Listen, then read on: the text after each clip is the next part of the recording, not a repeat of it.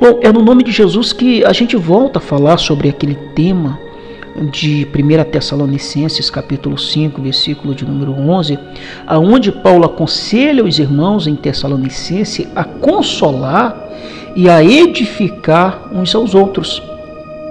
E para voltar a falar desse tema, mais uma vez eu vou usar o exemplo daquela meninazinha, tá? Eu contei a história que conta-se uma história que uma meninazinha estava chorando e alguém chega para aquela mocinha e pede para ela parar de chorar. E a mocinha responde: é fácil você chegar para mim e pedir para eu parar de chorar se não foi a sua mãe que faleceu. É muito fácil realmente as pessoas chegarem para a gente, muitas vezes nos criticarem, muitas vezes nos apedrejarem, ou muitas vezes, inclusive, tentarem nos destruir sem saber o que realmente está acontecendo com a gente. E vale destacar que para a gente, muitas vezes, ajudar alguém, nós precisamos entender, nós precisamos compreender a dor daquela pessoa. E para você compreender, para você entender a dor de alguém, você precisa ouvir aquele alguém. Por isso, a própria palavra nos aconselha que devemos estar pronto para ouvir e tardio para falar. Então, usando o exemplo dessa menina, no final da palavra de ontem eu citei também o caso daquela mulher prostituta. A Bíblia relata no livro de João a história de uma mulher que foi pega em um ato de adultério e os seus acusadores, ou melhor, as testemunhas daquele ato, levaram aquela mulher perante o Senhor Jesus e disseram: olha, a lei nos manda e nos autoriza a apedrejar as pessoas que forem pegas em ato de adultério até a morte. Jesus ouviu aquelas pessoas, ficou ali calado ouvindo aquelas pessoas. Eis aí o segredo para a gente conseguir ajudar as pessoas, porque se a gente não estiver pronto para ouvir e ouvir a pessoa, a gente pode agir como esses acusadores. Quantas pessoas estão espiritualmente mortas porque os seus acusadores as acusaram e as apedrejaram sem dar a elas a oportunidade delas se defenderem? E a gente olha que aquela história daquela mulher que é relatada na Bíblia, ela é bem interessante. Depois de Jesus ouvir aquelas pessoas, ele vai dizer o quê?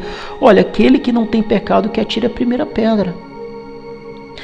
Jesus, além de ser conhecedor da lei, ele era praticante da lei. E ele sabia que na lei tinha aquela ordem que se alguém fosse pego no ato de adultério, era para ser realmente apedrejado até a morte. Mas nós temos que olhar por um lado.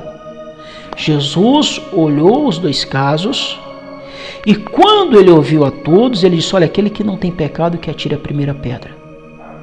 Todos nós falhamos em algum momento.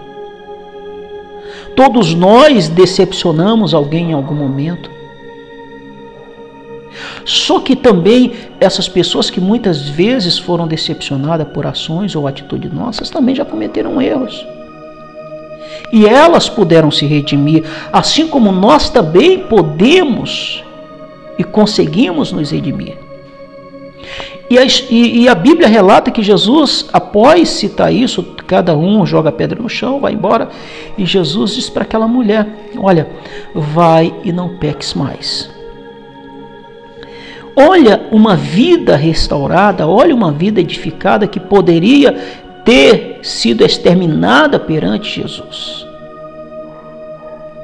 Muitas vezes nós agimos como aqueles acusadores daquela mulher. E nos julgamos, assim como aquelas pessoas justas. Assim como aquelas pessoas se julgavam servos e servas de Deus, a gente também se julga da mesma forma. E a gente se esquece que os dois principais mandamentos, é amar a Deus sobre todas as coisas e ao teu próximo, ao teu semelhante, como a ti mesmo. Para você amar o teu próximo como a ti mesmo, tu não deve aceitar que nenhum mal seja cometido contra o teu próximo, porque você não vai querer que nenhum mal aconteça contigo. Então nós olhamos ali uma vida sendo edificada. E vale destacar mais uma vez que o próprio apóstolo Paulo, ele vai dizer que nós temos que ser edificados. imitadores de Cristo como filhos amados.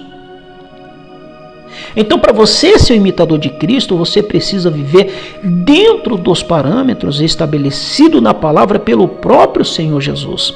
Não tem como você ser um servo do Senhor Jesus e não viver dentro dos parâmetros que Ele estabeleceu na sua palavra. Por isso nós vamos encontrar, como já disse em 1 Tessalonicenses, capítulo 5, versículo 11, o apóstolo Paulo dizendo: edificai-vos, isso é, consolai-vos e edificai-vos uns aos outros. É por essa razão que eu quero dizer para você, meu amigo, que você é responsável pelo crescimento do seu irmão. Você não sabia que você é responsável pelo crescimento espiritual do seu irmão? Bom, podemos achar equivocadamente que nós não temos nada a ver com o amadurecimento do outro na vida espiritual. Mas a Bíblia diz: edificai-vos uns aos outros e consolai-vos uns aos outros. E o que a gente percebe é que há casas que estão danificadas, algumas com grandes rachaduras, e outras necessitam de uma pintura. E esse é o estado de muitas vidas. Vidas rachadas, vidas quebradas, vidas danificadas. Mas Deus chamou você para ajudar a edificar e para ser instrumento de edificação na vida das pessoas. Nós, como seres humanos, nós fomos chamados para edificar, para restaurar. Até porque, meu amigo, até porque minha amiga, não dá para crescer sozinho. Uma grande obra ou um grande edifício, ele se faz com muitas pessoas.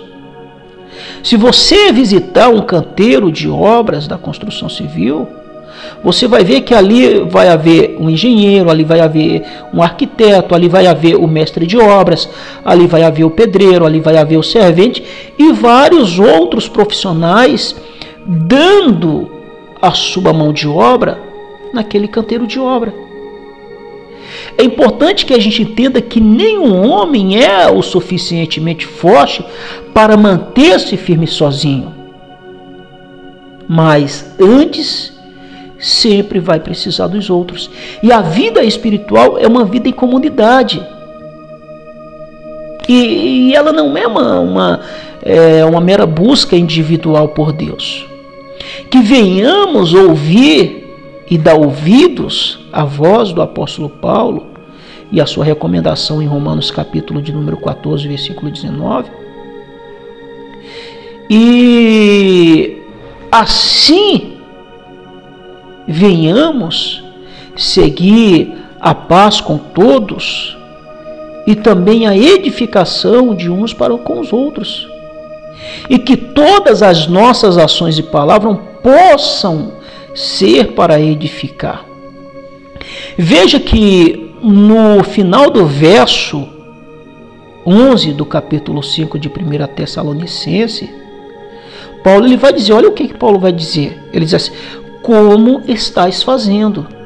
Será que você realmente está sendo um canal de edificação, um canal de consolação dentro da tua congregação? Se a gente olhar, a gente vai ver que a igreja que estava ali em Tessalônica já estava fazendo isso. Eles edificavam uns aos outros, eles consolavam uns aos outros. Então, para concluir, meu amigo, que nós não venhamos ser como Caim, que achava que não era responsável pelo seu irmão. Nós somos sim responsáveis uns pelos outros. E que possamos ser agente do consolo de Deus e que possamos ser construtores de vidas.